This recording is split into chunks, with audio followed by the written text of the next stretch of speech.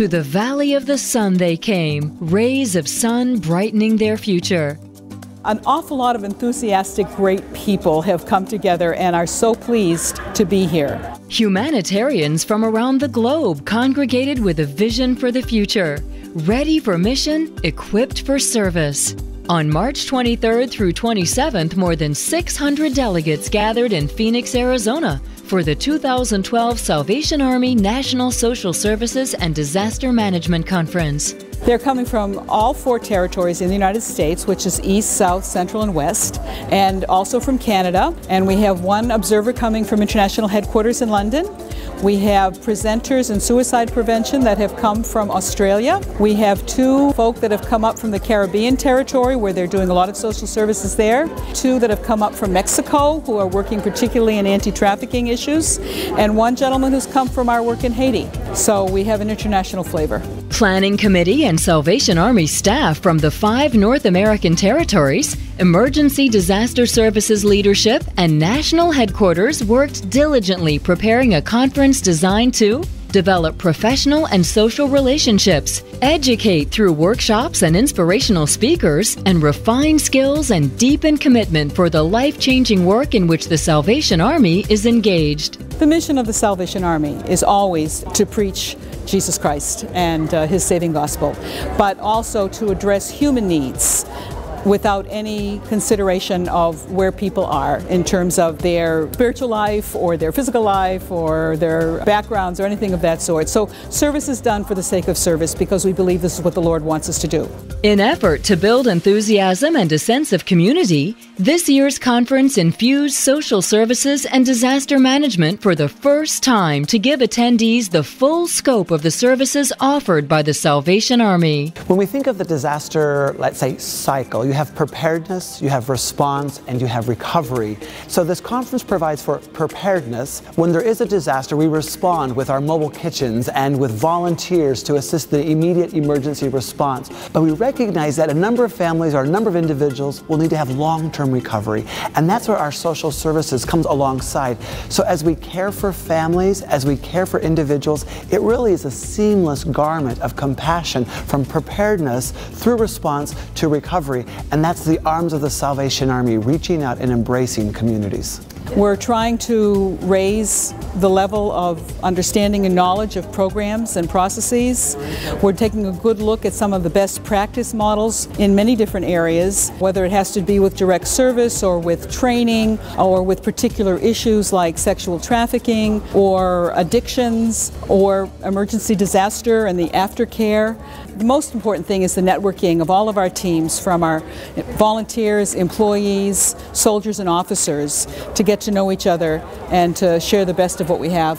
Successful humanitarian organizations like the Salvation Army also know the importance of fostering partnerships with businesses who provide them support day and night, 24 hours a day, 7 days a week. As a supplement to this year's conference, attendees had the opportunity to connect with businesses firsthand to develop and grow those personal relationships. The vendors that we have here are folks that work with us both directly in disaster services and in social services.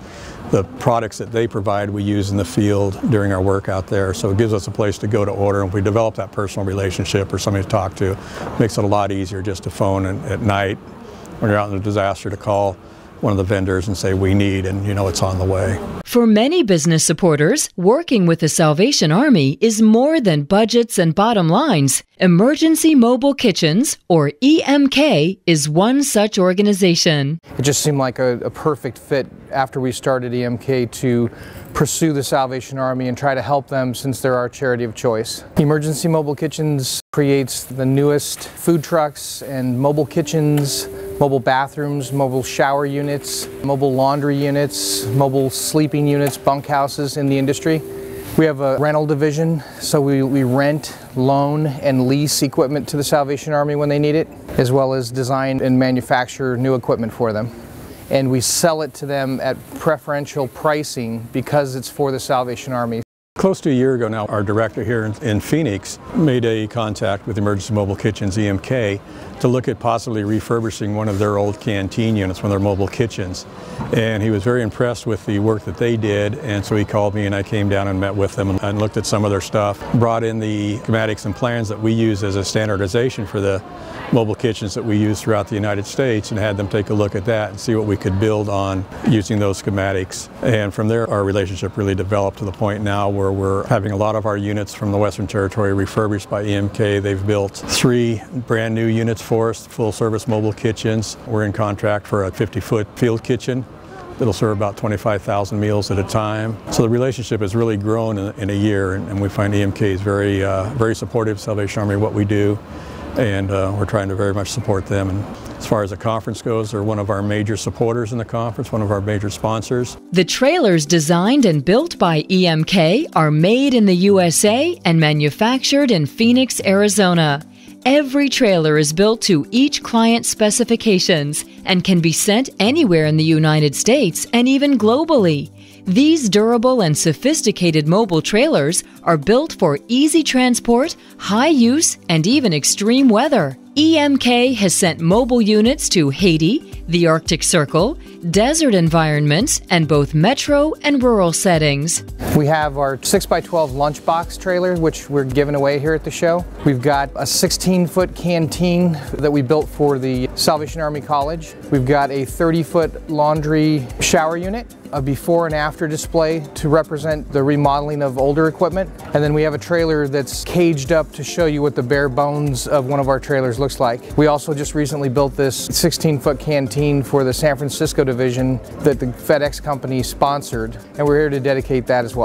I'm super impressed. FedEx have stepped up and they've looked at the world of disaster and realized that there's a real correlation between services they provide and that people need to be helped and served in a disaster, and they've partnered with the Salvation Army. Couldn't be better.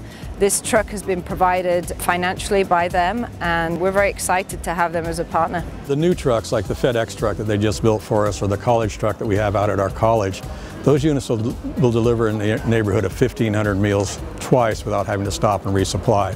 In order to produce highly efficient trailers, EMK teams up with partners that appreciate the value of integrating quality equipment that will help field workers do their jobs quickly and cost-effectively. We've been working with EMK for about 2 years now. We came on board and developed a very good partnership, I feel. Our strength has been being able to react to the opportunities that have come up. I learned very early that the first word, emergency, is the key for everything that happens at EMK. It has to be done now, very quickly. We've pulled a lot of rabbits out of the hat to get things on time, in place, to meet the disaster that had to be dealt with quickly. And it's not normal for our industry to do that, but we've had a great relationship with them, and we communicate very well and do the best we can to make the customer as happy as possible. This is a phenomenal truck. I've had a look around it, and we will be able to use this in so many different ways during a disaster, but also in a very practical ways in San Francisco on a daily basis. We're going to take a minute and talk about the kitchen equipment that's in this particular Salvation Army truck. We chose this type of equipment for the heavy-duty application that's required. It features very high BTU burners, which to the operator means a very fast recovery. If you have a line of people standing out there, you want something that is going to recover fast and be able to produce a lot of food quickly. The 4 burners are easy to keep clean, easy to maintain. And then we also use commercial holding cabinets that will hold a variety of different types of trays and foods. This particular one will keep it hot and keep it moist at the same time, so you can get to a site, start prepping, start holding, and then start serving. Often in the Salvation Army you work with the equipment that you have, whether it's good or bad, and having something that's brand new and something that is just top of the line is huge for us, and it just means that the day-to-day stuff is so much easier to do with quality equipment, and that's a big deal, and we don't always get that, and when we do that, we really want to be able to use it and appreciate that. When you see the Salvation Army shield, it says that there's friendship, that there's comfort, and there's something good, especially on taco nights. There's something good coming out of that thing. So it really is a good outreach. It's a good thing to be able to have a vehicle like this that people can see. It's very visible. With any nonprofit organization, new equipment isn't always an option. Updating and reusing existing equipment is another alternative that still helps the Salvation Army reach their goals in doing the most good. It's a lot cheaper to retrofit and remodel the older stuff than it is to buy new stuff. The ones that we're having retrofitted, it puts new life into an old truck. You know, a new canteen costs us around $130,000. So if we can put $40,000 into a retrofit and get another 10 years out of that truck, then it's a good deal for us. Finding the right equipment and building relationships with vendors is crucial to helping team members reach their goals effectively every day. Organizers hope that by bridging the gap between the Salvation Army and its community supporters, staff and volunteers will find solutions to their specific challenges around the world. Awareness of each other's abilities is a big thing. Awareness of the equipment that's available. We have folks that are still delivering disaster relief out of minivans. And if they can look and see what more they can do and the better equipped they can be to better serve the community, then we reach a major goal there. Although the mission of the Salvation Army hasn't changed for more than a century, the needs of humanity have. The individual who is walking through our front door has changed. We often picture the homeless as a middle-aged man with a brown paper bag, but the average age of homelessness in America is 9. Faces are changing. We sometimes call them the new poor. Due to the recession, due to a loss of job or underemployment, they come to the Salvation Army not looking for a handout, but they're looking for assistance and belief and hope. And that's what we bring. We bring hope to this situation. As need changes, so do solutions. One of the newest areas that we're getting into and real heavily is the critical incident stress management. So we're going out and dealing with folks. We're running our people through special training to become disaster counselors. And as they go out, they're able to talk with disaster survivors and help them through the grief process or through the why am I feeling bad process and get past that and then get them on to more professional help if needed. But with all transition comes adversity, the face of which changes as the Salvation Army grows and the world transforms. The challenges are many. The Salvation Army is dependent upon public goodwill and donations so that in times of need or recession, as we've been going through, as the numbers increase as far as people in need, sometimes as much as 30% coming to our doors for the first time looking for assistance with food or medicine or rent, utilities and that sort of thing. The donations can sometimes start to go down because those same folk used to be the ones who were our donors, and for the first time they're needing to ask for help. But we have found the public is remarkably generous and has really stepped up to give us support in that area. One of the biggest challenges that we face is since 9/11 is there's been a lot of changes in government regulations.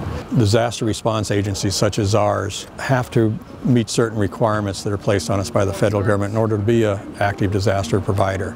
So it's constantly changing environment. We've gone from a hobby type response to a professional talk response. So the folks that you're seeing that are working with us now, a lot of them come out of the professional fire service field or the disaster relief field of another area, and after retirement it gives them something to do. And for us it's a valuable piece of equipment to have a retired fire chief or retired firefighter working on a canteen because they've got that knowledge of what's happening in the disaster and how to handle themselves in a disaster.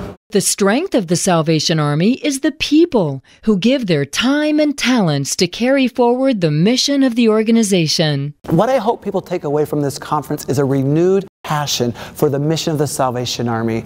The Salvation Army has been around since 1865, and we remain faithful to our mission to preach the good news and to serve humanity in His name without discrimination. And that includes community supporters, without whom the Salvation Army wouldn't be as effective. To see our equipment used in this application, and a lot of times for disaster relief purposes, being able to help people that are in need is very satisfactory and to us and to the manufacturers. The Salvation Army is my charity of choice for a few different reasons.